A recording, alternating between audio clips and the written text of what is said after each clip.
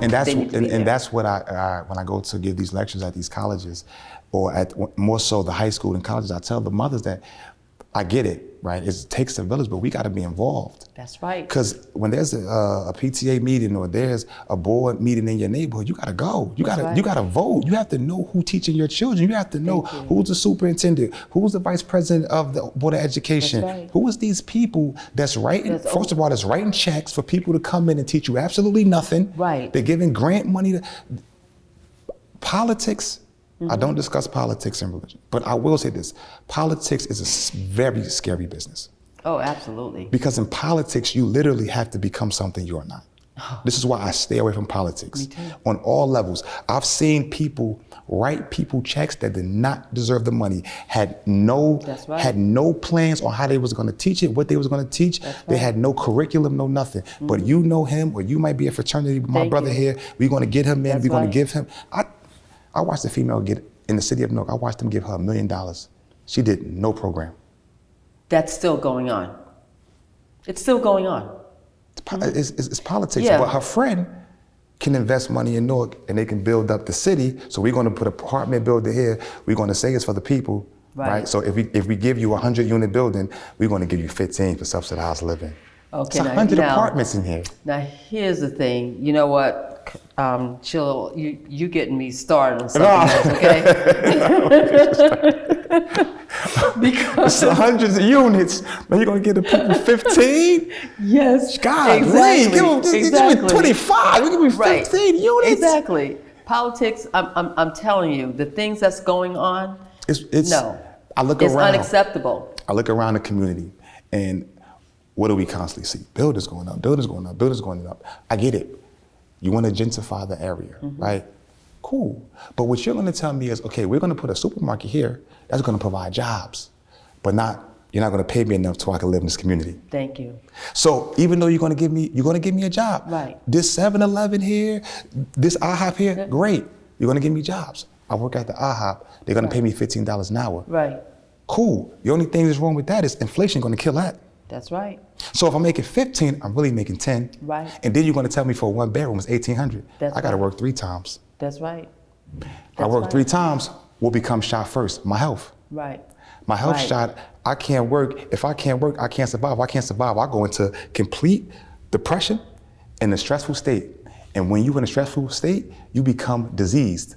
But it's not so much of the word disease, it's the word dis-ease, because now I'm in a dis-eased environment because I have no roof over my head.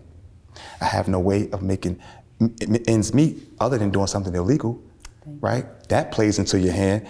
Now I'm arrested. But you know what they say, at least in jail, you get a full course meal, you get health insurance, and you get a roof over your head. You know what? But I don't get prepared for society when I come back out. So you want to keep me in jail because for every prisoner, I think it's damn near $50,000, $60,000. Guess what? Yes, more than that now. And here's the thing. When I worked inside the prison system, one of the things that I would always say to the administration and to the brothers, because I mainly work with men, but I work with some women, but I would always tell them the preparation for re-entering back into society begins on the inside. Yes, ma'am. It's kind of like what you talked about with the teachers. Those counselors who are working inside, they should be getting them prepared for re-entry back into society. Yeah. And see, the purpose, this is all about the money, and that's what I talk about in my book, Education and Incarceration. It's all about the money, okay? Everything that you just described, it's on purpose. They know what they're doing. I have brothers that have been released after 38 years in prison, 28 years in prison, That's a long time. and this is recent. And when they were released with nothing. But guess what? The judge says, you have to get a job. So then they come to me, I said, wait a minute. They can't get no job. They're not ready to work. They need to get mental health, therapy, disability, because all of them had a disability in some way or another. Go to Social Security and let Social Security, state if you qualify or if you don't qualify. Yeah. So these brothers, if they don't get a job, they're being told they will be sent back to prison. So then when they told me that, I said no. I said, you're not going back to prison because I'm going to be going to your attorney. And then after this one particular brother who has a myriad of disabilities, right? After he told me that, and I started working with him since December, when he came home in December, his attorney got in contact with me and asked if I would be willing to talk to the judge. I said, absolutely, because I'm not approving any of this. I will show him that he cannot work, not by what I think, but what the documents are saying from the hospitals. And see, more than likely, I said that they probably didn't let the judge know what was going on. And maybe that's why he said they have to get a job. And then I remember a judge called me and said that she wanted me to get this person a job. I said, yes. She said, but I want you to guarantee that he's going to get the job. I said, that ain't happening. Who guarantees someone that they can get a job? He come home from prison. How do I know he could do the job? I can't guarantee that while he's in there, when he comes home, he's going to get a job. I said, but what I can guarantee you is that I'm going to do everything I can to help him. Period. That's all we need. That's all we could do. I just want to commend you for your continuous fight toward pushing the standard of rehabilitating our brothers and sisters back into society, because it's needed. And a lot of us, that right there be what we don't have. Right. You know, like working in a shelter, I truly believe that God placed me there because of what happened to me in my younger life. So being homeless and sleeping outside, sleeping in abandoned buildings with my mom, I'm more relatable than most people because I actually know what it's like. And a lot of people who work there are kind-hearted, like my good friend, Brother Tut. These people need help. That's right. Now, some people, they are a little out of control. They are a little a nuisance, right? But we have to understand our people. I have to understand the why. I'm sleeping at Penn Station for 2-3 years. Now I'm in a shelter and people expect me to take a shower. Right. Something mentally is off because I have conditioned myself that I don't need a shower. Right. I conditioned myself that I don't smell myself. It is what it is.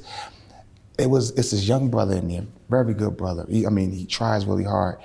And everybody was coming at him for his odor, right? So we had a meeting, I run like group meetings, and I just told him flat out, you don't know what it's like, man.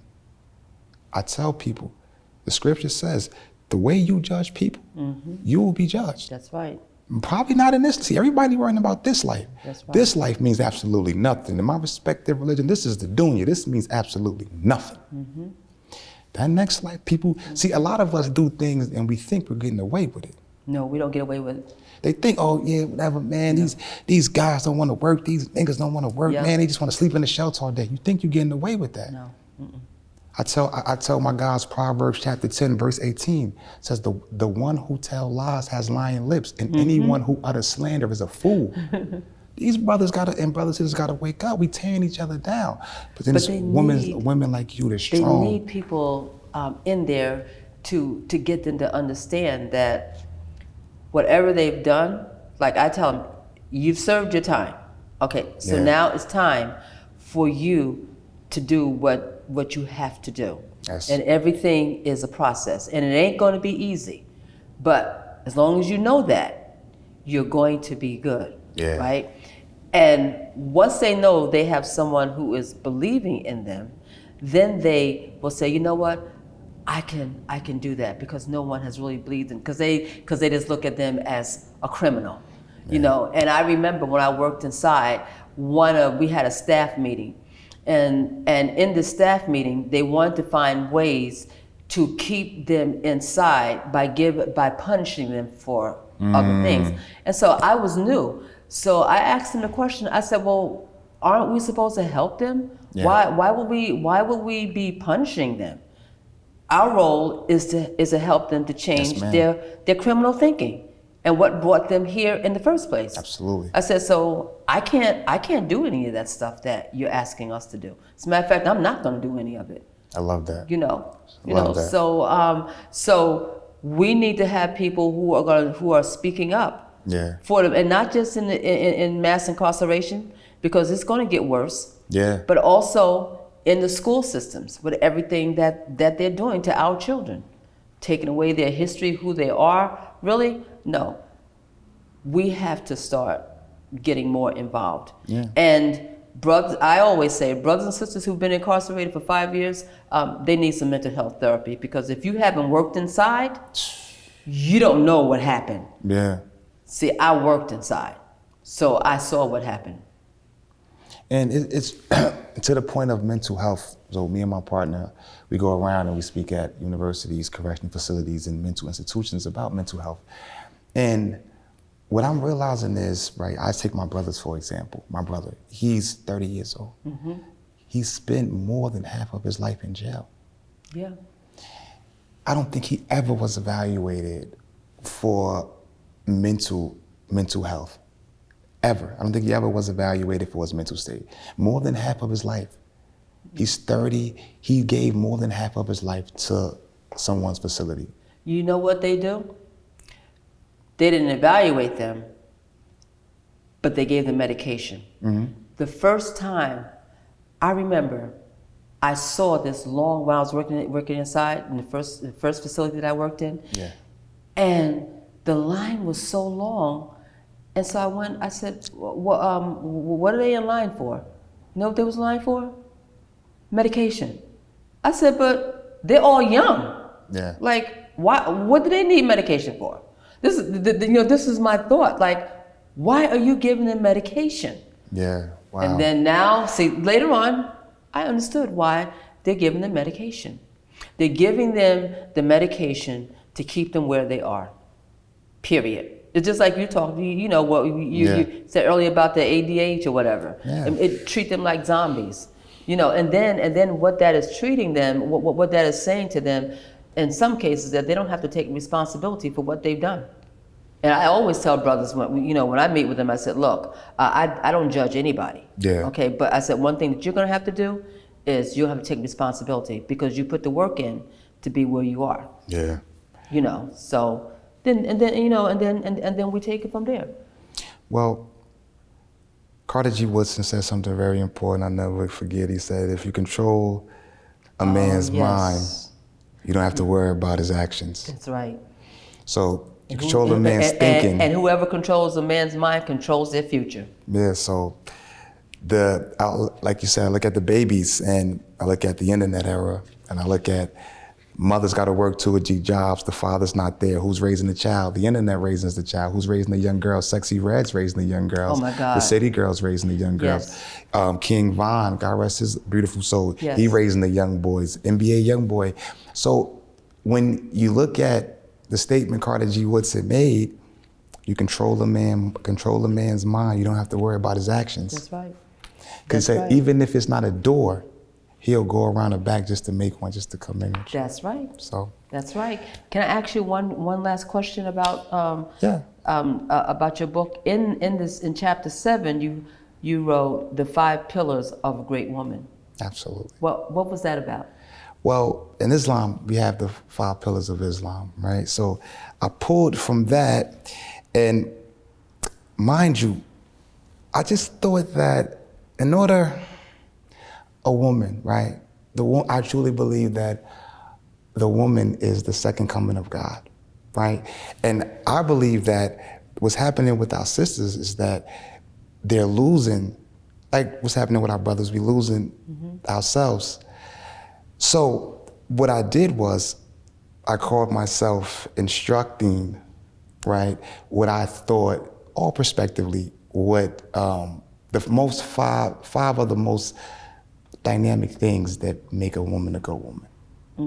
And I put that in the book, the 5 pillars of a great woman, because what I did know was that it would raise controversy, because perspective always raises controversy, because someone's gonna agree with it and someone's not. The beautiful thing about perspective is that it's yours But the intelligent thing that we all must understand about perspective is that it doesn't make it right. It's just my perspective. This is your So I didn't write it That's right. to say that it's right. I just wrote it because based off my observation, that was just a perspective. And in your book, Purposely Miseducated, what is it that you want people to get out of this? So what I want people to get out of the book in its totality is that your beginning is not your end, right? So I tell people the first law of nature is self-preservation. Wow. The first chapter of my book is called The Power of Understanding Economics. Yes, I I saw that, yes. do not believe that money is the root of all evil. I truly believe that not having money is the root of all evil. And I say that because based off my observation, when a person have $1 in their pocket, they feel better than the person who doesn't have money.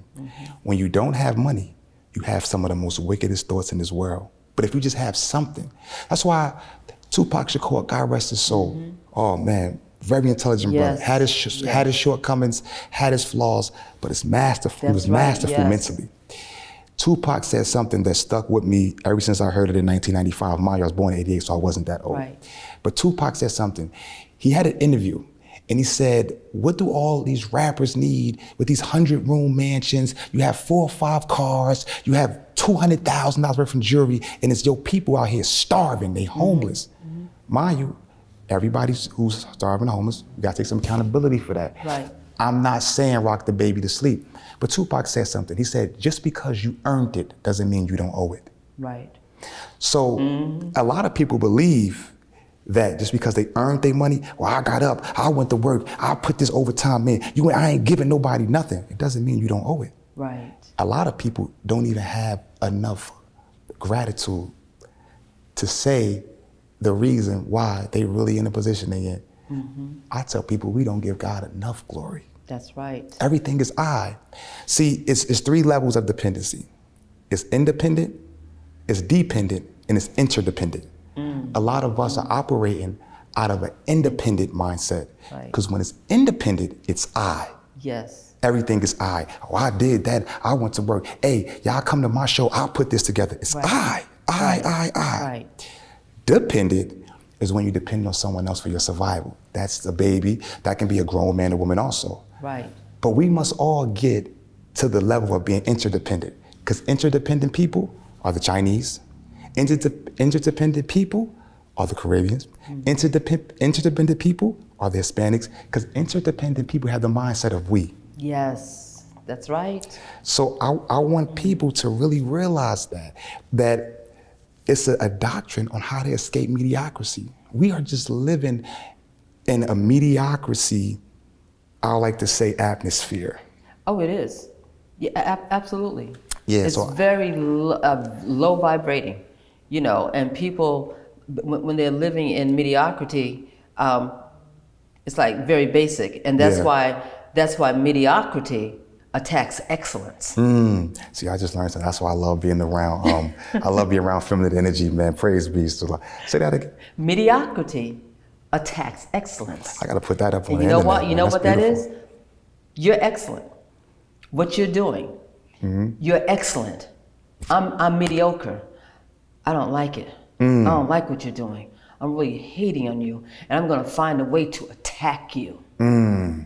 So mediocrity attacks excellence. And that's why a lot of the book is also based off my own experiences. But here's the thing, though. What I always say to people, the experiences that we have is not for us. It's for other people. I love that. That's groovy. I like to say the word groovy. I think I'm so old. That's how we help other people through our experiences. Because if we haven't experienced it, we can't talk about it. We can't share it. And I think I truly believe that a lot of times it's just us getting out of our own way, right? For me, everything I've been through, right? I didn't understand how God was molding me, how He was shaping me, because I didn't understand why nobody didn't want to help my young mother. I didn't understand why nobody would want to see me homeless. I didn't understand nothing that was going on around me, because as a child, you're unapologetic because you don't know what's really going on. So at one point, I even hated my mother. Right, but see, here's the thing that we have to understand. We're black in America. Yeah. And a lot of these things was purposely placed on us. Yeah. You know, when we look at our history, like when you say you're supposed to know thyself, when you look at your history, you'll see everything that was done to us. Yeah. On purpose. Like, purposely to destroy us. Man, yes, man. And guess what? We're still here. Yeah, it didn't work. I do believe that amongst all, we are the strongest people on the planet. That's why it ain't working. They tried countless things. Yes. You know, Brother Rizza Islam, I pretty like cool him. friend of mine. Yeah, I like him. His book, Message to the to the Millennials, phenomenal book. I learned a lot. I pulled from that book as well. I gave him credit. Okay.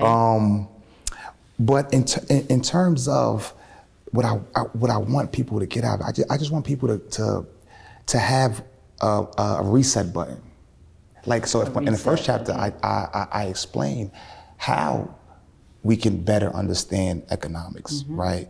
Not just individual economics, but group economics. Right. Because everywhere I go in this world, everywhere I've traveled, it's a little Chinatown. It's a little Haiti. It's a little Italy. Yeah. I've never seen a little African American. I've never seen it. I go to Philadelphia, little China, and they all doing business with each other. That's right. Their money circulates in their community, their dollar, at least 10 times over before it goes out. Not in our community. Oh, as soon as we get it, it's gone. It's gone. Soon as we get it, it's gone. Yep. Because then we'll say, our people have bad service, and some of them do. But we got to understand, you got to be patient with your people, right? So I done seen people say, man, every time you go to a black establishment, we got to wait an hour to sit down. But I just seen you wait 2 hours at Red Lobster for cheddar biscuits. You see, but at Red Lobster, it has a name. So you post your picture on Instagram at Red Lobster, you doing something special. Right.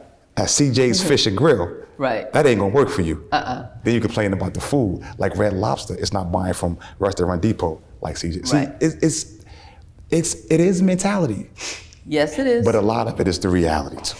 Okay, so then so I'm gonna end this with a quote by my favorite rapper. Okay, who your favorite rapper? 50 Cent. Shout out to the brother 50 Cent. Intelligent brother. 50 Cent, everything he's doing, intelligent brother. I want to meet him, man. Yes. I want to meet the brother. I will put that in the universe. I want to meet the brother. I met him. Intelligent brother. You met him? Yes, I met him. Intelligent brother. And I told him that I am lecturing on him in the prisons and everything, you know, what I was doing. And because I had purchased his book, The 50th Law. Ooh. And when I read that book, I had to do a lecture on it in the prison, you know. And so I think he's very intelligent. And so what you remind me of is something, a quote by him in one of his songs. Okay. And it's in Canaan. And then in the beginning, you know, I know heartbreaks. Yeah. Setbacks, that's my show. Yeah. Show, get back. I've been through the ups and downs. You know, I get around. So to me, it's all a part of the game. Life this is all a game. It's all a part of the game. Yeah. We just have to know what is our part in this game. And if we're looking for it, God is going to show us praise be to God. Who we are destined to be, as he says in Many Men. Okay. Yes, ma'am. So I want to thank you so much for being on the show. You are such an inspiration. And brothers and sisters, I feel so good having young men like this come to us, sharing us with their stories with us, letting us know who you are destined to be. Because guess what? You're still on your journey. Oh man, you're not done. And I'm getting compliments. This I feel I had a good day. Now I'm getting compliments. I'm a Scorpio, so I love the compliments. Okay. Oh, you're a Scorpio. Mars is your ruling planet. Yeah, so this is supposed to be the year of the Phoenix for me. That's right. Okay. Well, guess what? I'm an Aries. Mars is my ruling planet. So I guess it's up. In the words of Fat Joe, it's all the way up. It's all the way up. That's right. And my name is Miriam Bay, and thank you so much for joining us. God Have bless. a wonderful day. Thank you.